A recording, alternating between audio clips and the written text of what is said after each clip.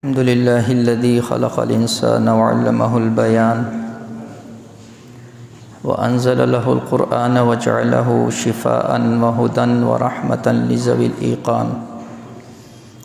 ونشهد أن لا إله إلا الله وحده لا شريك له ونشهد أن سيدنا ومولانا محمدا عبده ورسوله أما بعد فأعوذ بالله من الشيطان الرجيم بسم الله الرحمن الرحيم قال الله تبارك وتعالى وإذا سألك عبادي عني فإني قريب أجيب دعوة الداعي إذا دعان وقال النبي صلى الله عليه وآله وسلم الدعاء هو العبادة وقال النبي صلى الله عليه وآله وسلم في مقام آخر من أنفق نفقة في سبيل الله كتبت له ب700 ضعف أو كما قال عليه الصلاة والسلام إن الله وملائكته يصلون على النبي يا أيها الذين آمنوا صلوا عليه وسلموا تسليما اللهم صل على محمد في أول كلامنا اللهم صل على محمد في أوسط كلامنا اللهم صل على محمد في آخر کلامنا۔ میرے دوستو، بھائیو، عزیزو، رمضان المبارک کا عشرہ مغفرت شروع ہو چکا ہے۔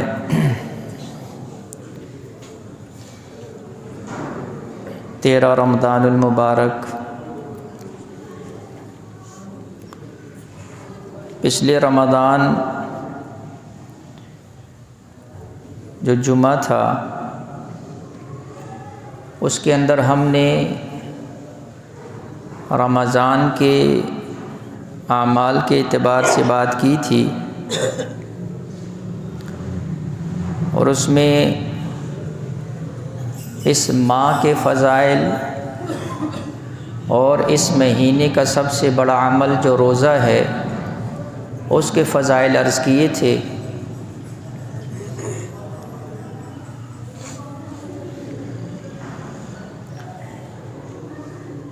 اور اس کے ساتھ چند مسائل عرض کیے،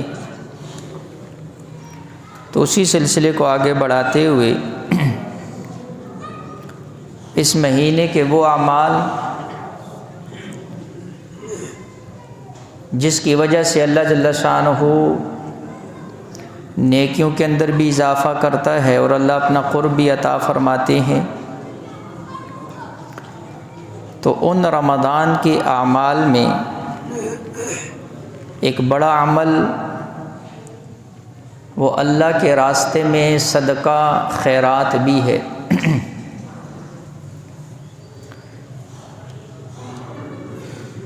روزے کی ایک حکمت علماء نے یہ بھی لکھی ہے کہ جب کسی بندے کے اوپر بھوک آتی ہے اور پیاس آتی ہے تو اس وقت اس کو احساس ہوتا ہے ان لوگوں کا جو بھوکے اور پیاسے ہوتے ہیں۔ ویسے تو جب تک پیٹ بھرا ہوا ہے انسان کو احساس نہیں ہوتا، لیکن جب انسان کے اپنے اوپر بھوک آتی ہے اور پیاس آتی ہے تو پھر اس کے اندر احساس آتا ہے اور ان لوگوں کا خیال آتا ہے۔ تو اس لیے اس مہینے کے اندر ویسے بھی ترغیب ہے اور حدیث میں بڑے فضائل ہیں، تو جہاں پر ہم اپنے لیے اتنا کچھ کرتے ہیں، اپنے بچوں کے لیے اتنا کچھ خرچ کر دیتے ہیں، اگر ان میں سے ہم ان اخراجات کو کم کر کے اپنے دائیں بائیں، اپنے عزیز و قارب، اپنے رشتہ دار، اپنے پڑوسیوں، اپنے محلے کے اندر ایسے سفید پوش لوگ ہوتے ہیں، ہم اپنے اخراجات کم کر کے ان کے ساتھ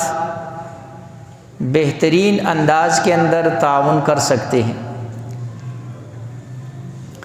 صحیح مسلم کی روایت کے اندر آتا ہے، حضرت عبداللہ ابن عباس رضی اللہ تعالیٰ عنہ فرماتے ہیں، کانا رسول اللہ صلی اللہ علیہ وآلہ وسلم اجود الناس،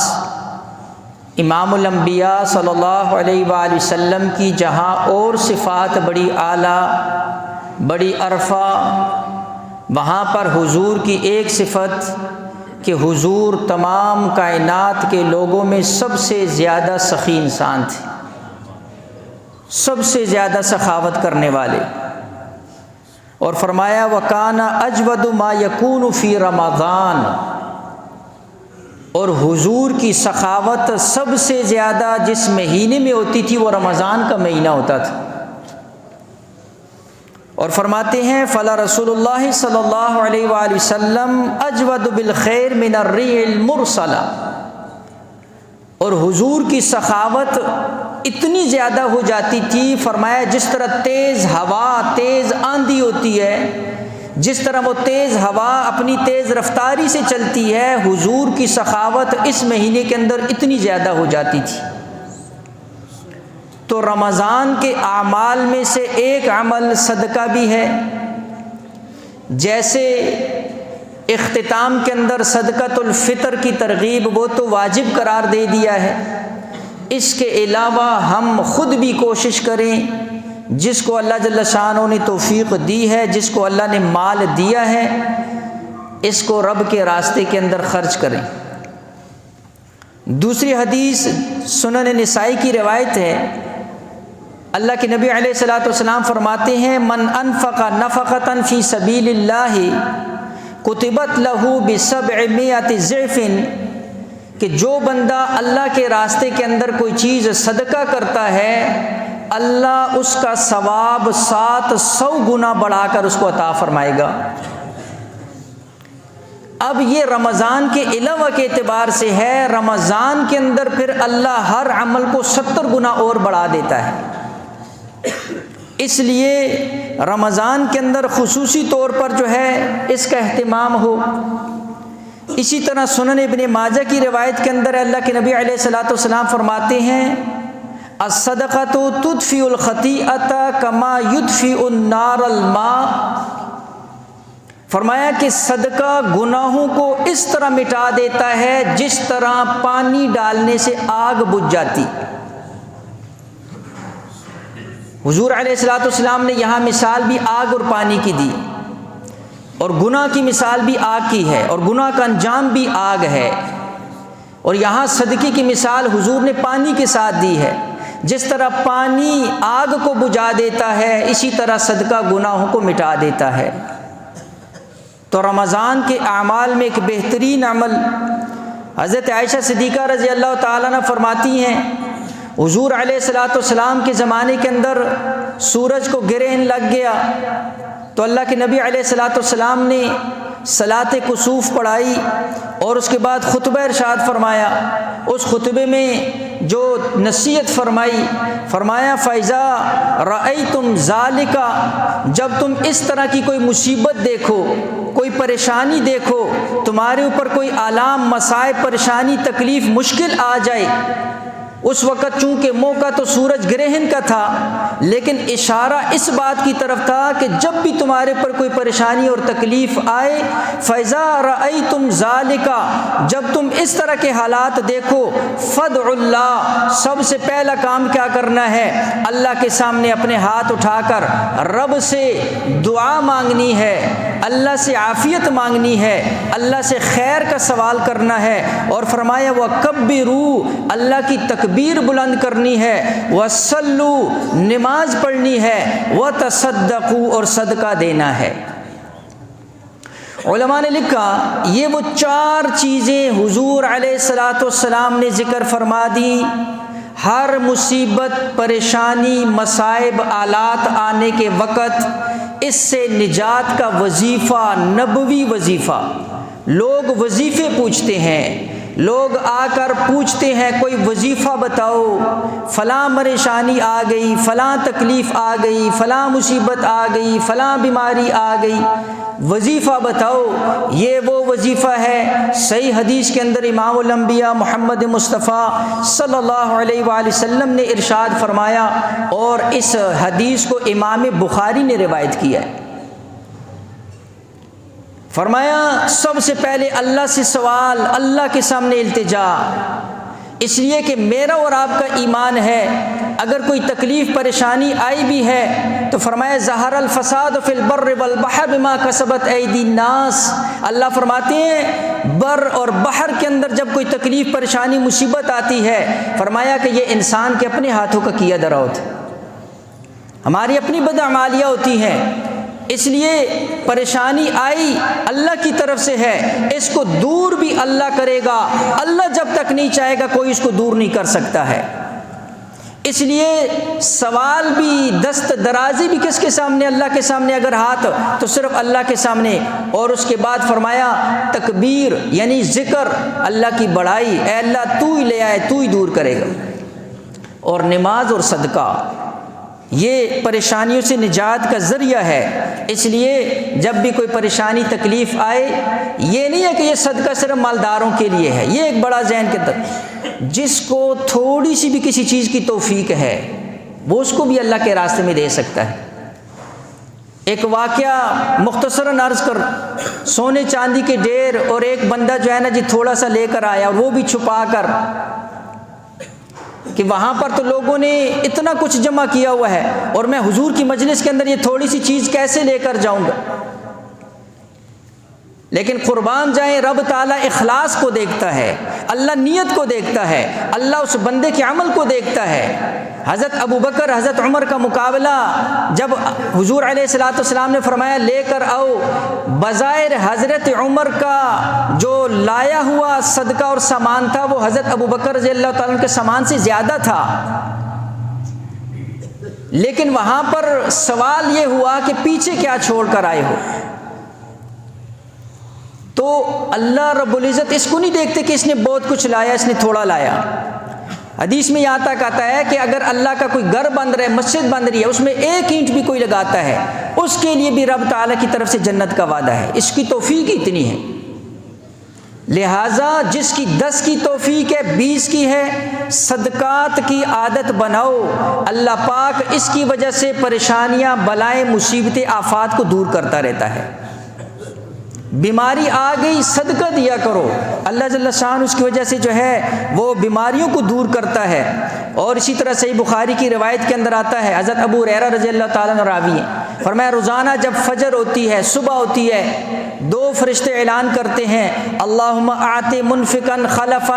اے اللہ جو تیرے راستے میں دیتا ہے تو اس کے مال میں اور اضافہ کر، برکت عطا فرما۔ ویقول الآخر، دوسرا فرشتہ کہتا ہے، اللہم اعط ممسکا تلفا، اے اللہ جو روک کر رکھتے ہے اس کے مال کو تلف کر دے، ضائع کر دے۔ روزانہ 2 فرشتے اعلان کرتے ہیں۔ صدقہ دینے والوں کے مال میں اللہ روزیوں میں برکتیں دیتا ہے، روکنے والوں کے مال کو تلف کر دیتا ہے۔ تلف کی پھر کئی صورتیں ہو سکتی ہیں، کوئی چور ڈاکو لے گئے، یا جو ہے نا جی کوئی پریشانی مصیبت آ گئی، کوئی ایسے حالات آ گئے،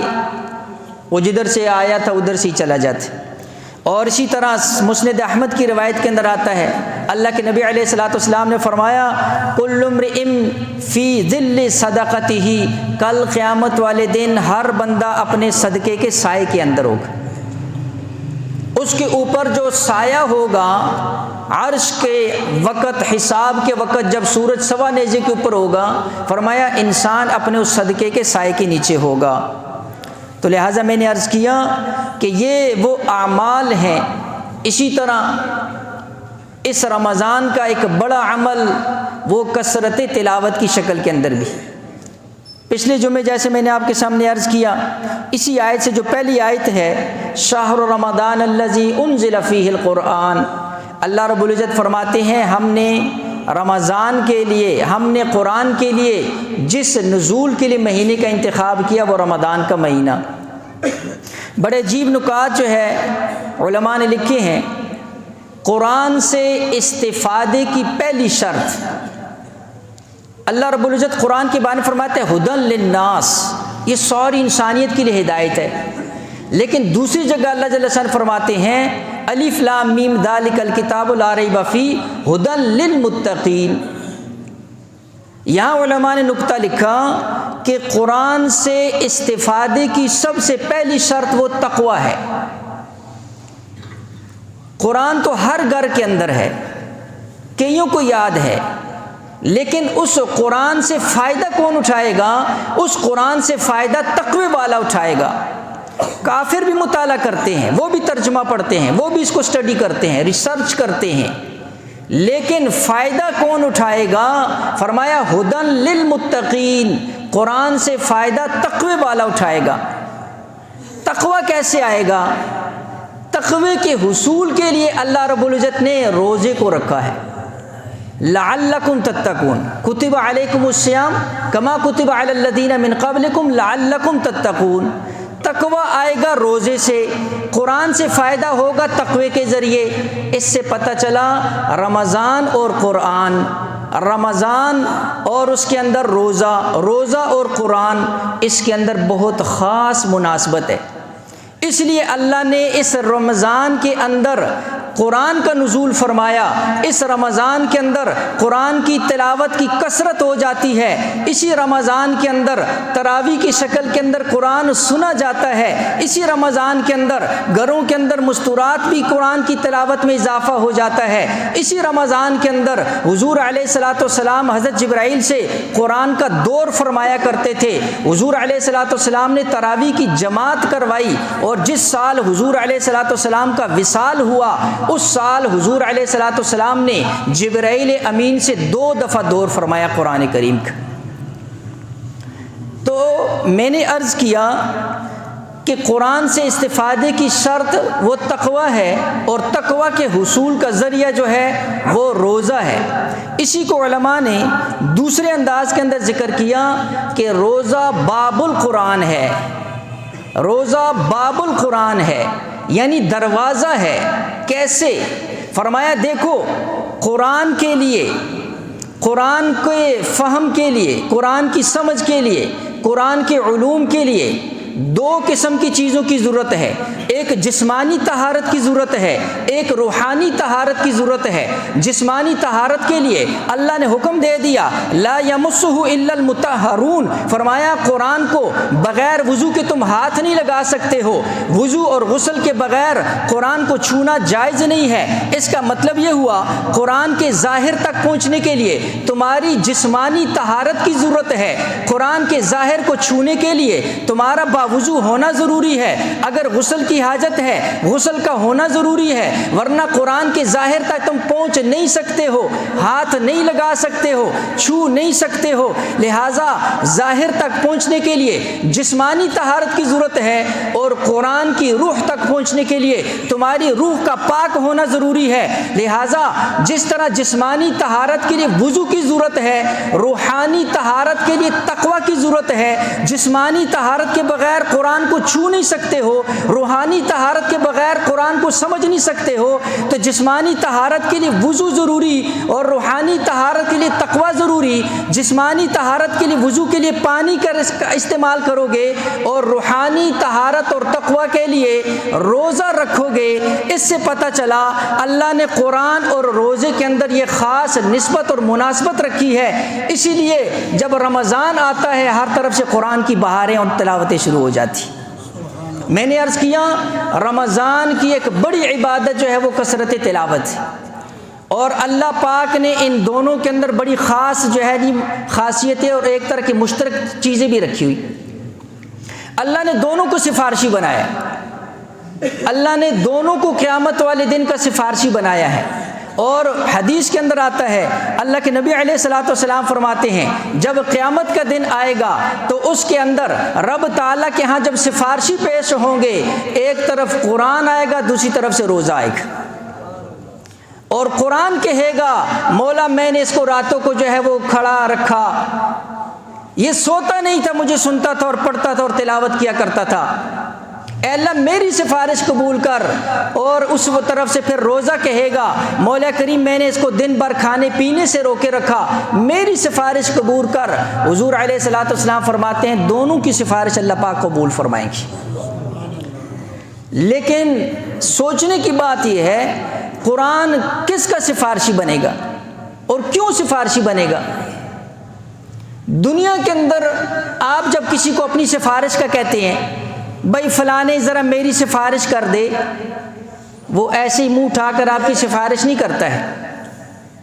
پیچھے کوئی تعلق ہوتا ہے تو سفارش ہوتی ہے، کوئی سلام دعا ہوتی ہے تو سفارش ہوتی ہے، کوئی قربانی بیچ میں ہوتی ہے تو تب یہ اپنا جو ہے نا جی وہ جو ووٹر سپورٹر پیچھے جا کر وہ سفارش ہوتی ہے۔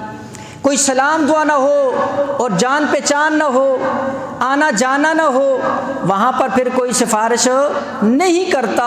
قرآن بھی اس کی سفارش کرے گا جس کا تعلق قرآن کے ساتھ ہوگا، قرآن اس کی سفارش کرے گا جس کی نسبت قرآن کے ساتھ ہوگی، قرآن اس کی سفارش کرے گا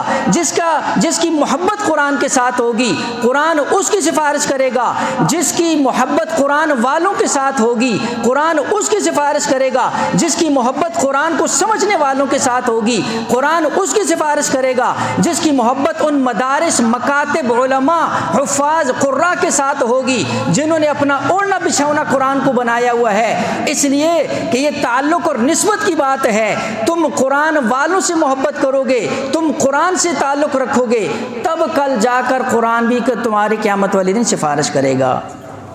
لہٰذا اگر سفارش چاہتے ہو، قرآن کی سفارش چاہتے ہو، اللہ کے کلام کی سفارش چاہتے ہو، تو پھر اس کے ساتھ تعلق بنانا پڑے گا۔ پھر یہ ذہن سے نکال دو میرا بیٹا حافظ بنے گا کہاں سے کھائے گا، میرا بیٹا عالم بنے گا کہاں سے کھائے گا، میرا بیٹا حافظ بنے گا وظیفے اکٹھے کرے گا، وہ چندے مانگے گا۔ یہ جو تمہاری ذہنیت جو ہے، پھر اس چیز کو ذہن سے نکالو۔ جو رب جنگل کے اندر سور کو کھلاتا ہے، جو رب جو ہے کسی جو ہے نجس کتے کو کھلاتا ہے، جو رب جو ہے سانپ کو بھوکا نہیں سونے دیتا ہے، جو رب جانوروں کو کھلاتا ہے، وہ رب قرآن پڑھنے والوں کو کیسے بھوکا رکھ سکتا ہے؟ وہ قرآن پڑھانے والوں کو کیسے بھوکا رکھ سکتا ہے؟ وہ قرآن کی تعلیم دینے والوں کو کیسے جو ہے ذلیل کر سکتا ہے؟ اللہ کا قرآن یہ عظمت والا قرآن جو پڑھائے گا، اللہ اس کو بھی وہی عظمت عطا فرمائے گا۔ اللہ نے اس کتاب کو عظمت دے دی، لہٰذا جو کسی عظیم چیز کے ساتھ نسبت رکھتا ہے، اللہ نسبت کی برکت سے اس کو بھی عظیم کر دیتا ہے۔ لہٰذا میں نے عرض کیا کہ روزے کا، رمضان کا ایک بڑا عمل کیا ہے؟ وہ قرآن کریم کی تلاوت ہے، قرآن کریم کی تلاوت۔ حضور علیہ الصلوۃ والسلام نے فرمایا، صحیح مسلم کی روایت، اقرأ القرآن، قرآن کی تلاوت کرو، قرآن کو پڑھو، فإنہ یأتی یوم القیامۃ شفیعا لأصحابہ، یہ کل قیامت والے دن اپنے صاحب کی سفارش کے لیے آئے گا۔ حضور علیہ السلام فرماتے ہیں، من قرأ حرفا کتاب اللہ فلہ بہ حسنہ، ایک حرف کے بدلے اللہ ایک نیکی دے گا، اور فرمایا ایک کے بدلے اللہ 10 دے گا۔ جو 3 حرف پڑھے گا اللہ اس کو 10 نیکی عطا فرمائے گا۔ کوئی بھی دنیا کے اندر اتنا سخی نہیں ہوتا، تمہاری تنخواہ 10,000، وہ کہ چلو جی 10 کے بدلے تمہیں 30 دیتا ہوں۔ اللہ فرماتے ہیں 10 نیکیاں لے کر آؤ، 10 کے بدلے 30 لے کر جاؤ، اور رمضان کے اندر ہر نیکی 70 گنا بڑھا دی۔ تو اس لیے قرآن کے ساتھ اپنے تعلق کو مضبوط کرو، اور پورا سال اس کے ساتھ اپنے تعلق کو مضبوط رکھو۔ انشاءاللہ جب ایسا وقت آئے گا، حدیث میں آتا ہے، قبر کے اندر اکیلا پڑا ہوا، جب یہ دائیں دیکھے گا حسین و جمیل چہرے والا، کہا تو کون؟ کرامن کاتبین کہیں گے درمیان سے ہٹ جا، ہم اس کا حساب کتاب۔ وہ کہے گا میں نہیں ہٹ سکتا، میرے سامنے حساب کتاب۔ کہا ہے کون؟ فرمایا میں وہ قرآن ہوں، وہ قرآن ہوں، جب اس نے اس وقت مجھے نہیں چھوڑا، آج جب سب نے اس کو چھوڑ دیا، آج میں بھی اس کو اکیلا نہیں چھوڑوں گا۔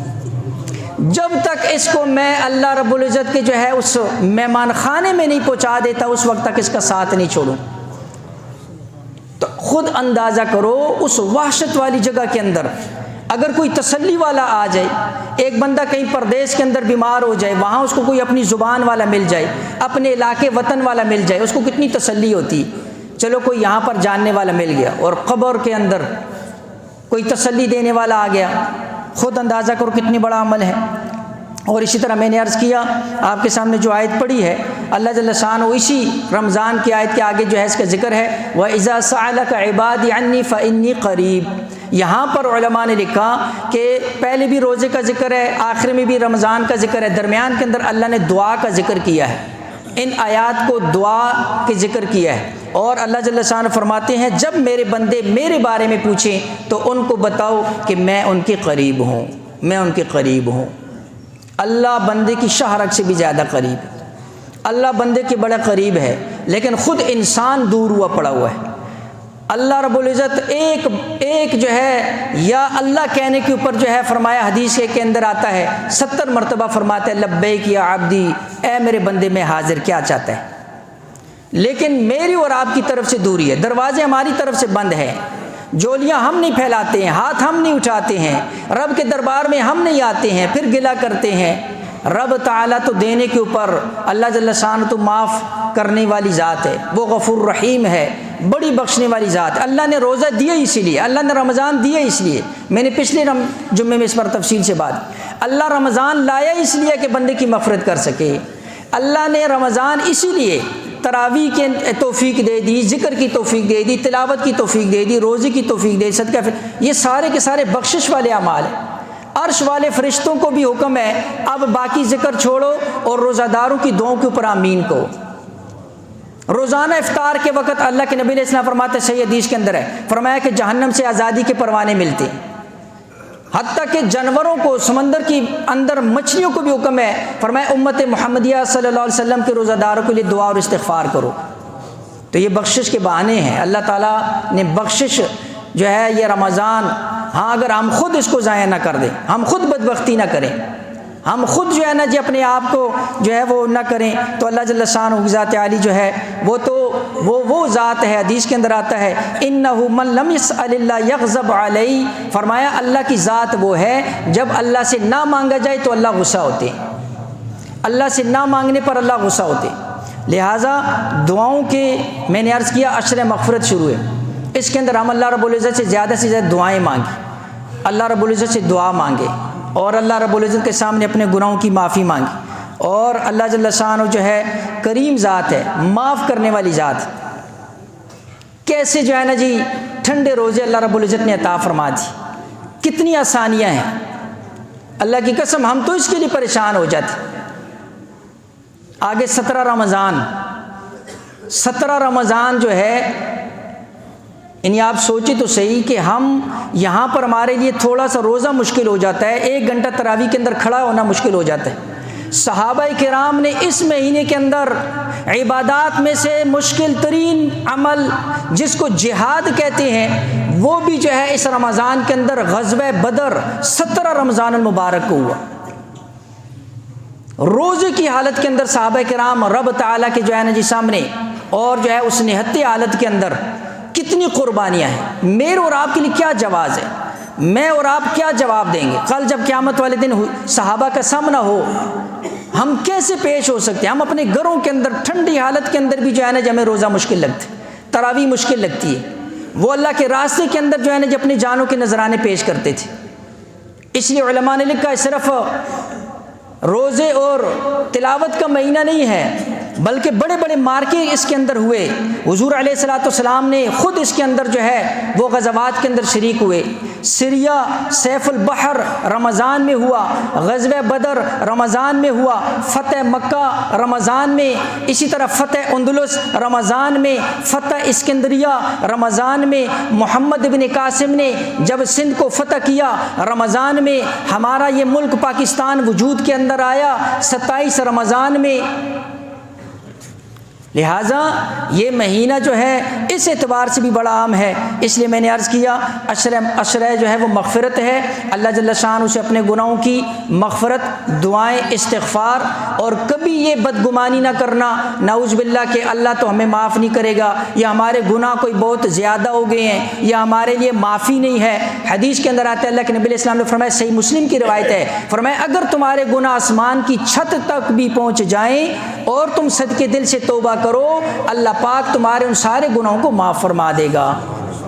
لہٰذا جیسا گمان رکھو گے اللہ کے اوپر، اللہ تمہارے ساتھ ایسا معاملہ فرمائے گا۔ اور خود جو ہے اللہ رب العزت نے قرآن میں فرما دیا، قل یا عبادی الذین اسرفوا علی انفسہم لا تقنطوا من رحمت اللہ، فرمایا اللہ کی رحمت سے کبھی نا امید نہ ہونا۔ یہ اللہ نے خطاب ان لوگوں کو نہیں کیا جو نماز روزہ کرنے والے ہیں۔ قل یا عبادی الذین اسرفوا علی انفسہم، یہ اللہ نے خطاب ان لوگوں کو کیا ہے جو گناہوں کے اندر اپنے آپ کو انہوں نے لتھڑ دیا، اپنے آپ کو گندا کر دیا، یہ ان کو خطاب اللہ نے کی کہ اللہ کی رحمت سے مایوس نہ ہونا۔